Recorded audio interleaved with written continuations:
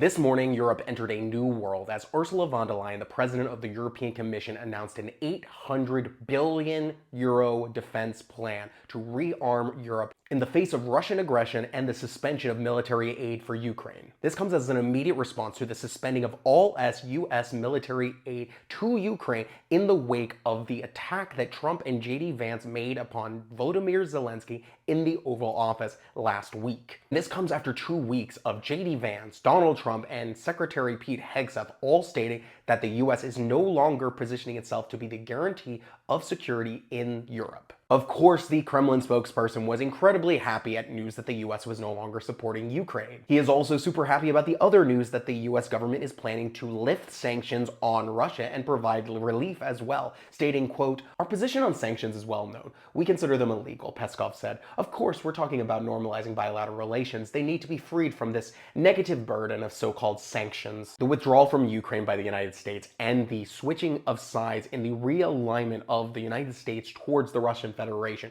has resulted in a quote from Donald Tusk that I think encapsulates the moment best.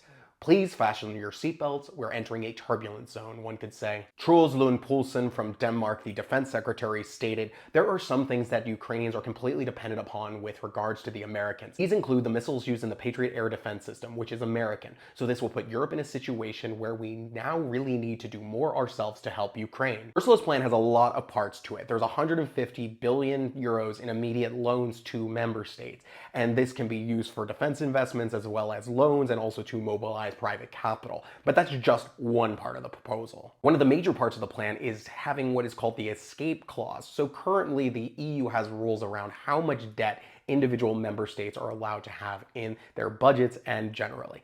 And now the major earth-shattering thing is Ursula is proposing that defense spending and infrastructure spending is not included in that amount that is calculated to determine if countries are too much in debt. This is a really big deal because one of the things that's been holding up the EU for literal decades at this point is this incessant need to never ever deficit spend and the rules that have made it illegal for countries to do so. This creates a lot of problems because it means when governments want to do something, they are literally just not allowed to spend money on something because of a rule in Brussels that says they just can't. And that means things are not done, like decades worth of defense spending. Ursula premises that we need to help member states pool, demand, and buy together, that it will reduce costs, reduce fragmentation, increase interoperability, and strengthen our defense industrial base to treat it on a continental-wide level. And notes importantly that with all of this money flowing in, that member states need to massively increase their support to Ukraine and to, quote, immediate military equipment for Ukraine. One of the less discussed parts of this plan that I think is really important is Ursula is also saying that EU cohesion funds can now be used for infrastructure and defense spending. And that is a major thing because cohesion funds tend to be used to help build up social programs and social policies to literally help the regions stick together and so that there aren't such vast differences. If that money now can be used for defense spending,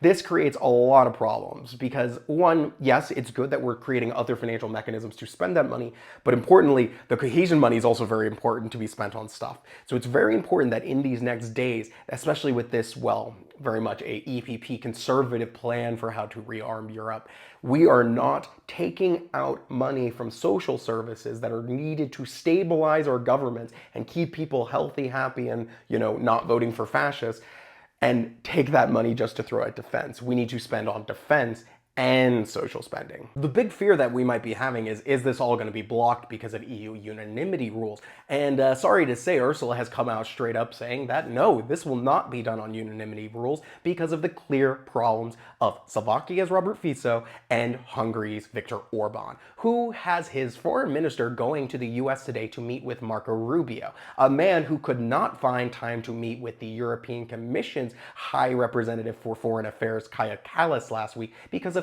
scheduling issues, but he had more than enough time to sit quietly in the room while Volodymyr Zelensky was attacked by the president and vice president. An EU diplomat put it perfectly. Quote, "It seems like the Trump administration doesn't miss a chance to show for them the EU is not a player." And it shouldn't shock you that the US is meeting with Hungary specifically, as Viktor Orban's government is the only one sending out positive messages last night after learning that the United States was abandoning Ukraine to the Russian Federation. Other US allies are furious, like the Prime Minister of Czechia, who stated that we cannot allow Russia's aggressive policy to succeed.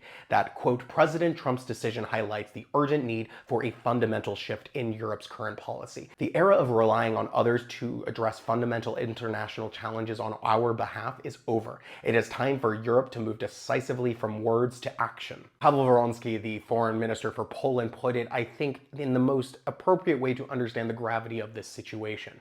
This is a very important decision, and the situation is very serious. This sentence may sound banal, but it has great political significance.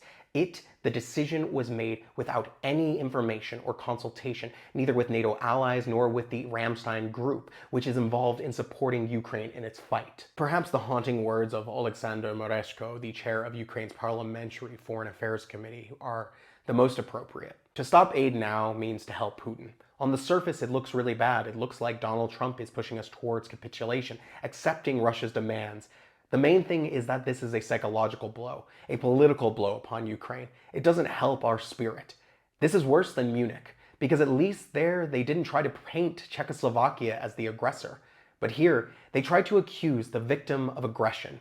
It is extremely dangerous. And I think it's important to point out that after all of this chaos happened that the White House unleashed yesterday, JD Vance went on Fox News to again continue to humiliate his allies, referring to Britain and France when he said, "A better security guarantee than 20,000 troops from some random country that has not fought a war in 30 or 40 years. And don't think it's just him forgetting Iraq and Afghanistan. No, this motherfucker literally was deployed to Iraq for 6 months. The future of Europe is in Rearm Europe. It is on strategic independence. It is upon being able to be powerful enough that we can protect our friends and allies and not be bullied over by wannabe tyrants around the world, like JD Vance, Elon Musk, and Donald Trump, and of course, the man in the East, Vladimir Putin." Now do some engagement or else nobody's gonna see and I'm not gonna get paid. Thank you.